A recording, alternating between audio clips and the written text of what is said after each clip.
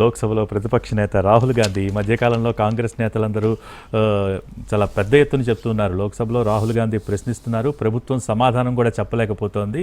కాబట్టి చాలా సమర్థవంతంగా ప్రతిపక్ష నేతగా పనిచేస్తూ ఉన్నారని. కాబట్టి రాహుల్ గాంధీ గారి గ్రహబలం ఏమన్నా కలిసి రాబోతోందా ఈ సంవత్సరం పరాభవనామ సంవత్సరంలో? ఒక్కటి గుర్తుపెట్టుకోండి, రాహుల్ గాంధీకి ప్రస్తుతం అర్ధాష్టమ శని నడుస్తూ ఉన్నది. మూలా నక్షత్రంలో పుట్టాడు, ఘటికుడు, చాలా ఘటికుడు. కానీ ప్రస్తుత జాతక రీత్యా కూడా కొన్ని యోగాదులు అంటే గతం కంటే ఇప్పుడు కొంత బాగుంటుంది.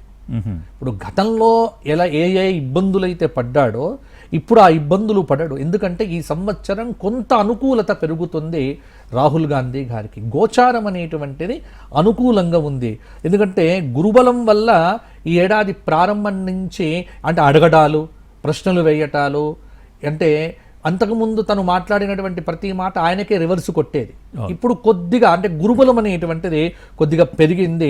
శని చతుర్థ స్థానంలో అర్ధాష్టమ శని కొంత ప్రతికూల ఫలితాలు కూడా ఉంటాయి. కాబట్టి ఆయనకు ప్రస్తుతం రాహువులో బుధుడిలో కుజుడి యొక్క అంతర్దశ నడుస్తూ ఉన్నది. ఇక్కడ రాహువు ద్వితీయ స్థానంలో ఉన్నాడు కాబట్టి రాహువు చాలా బలంగా ఉన్నాడు.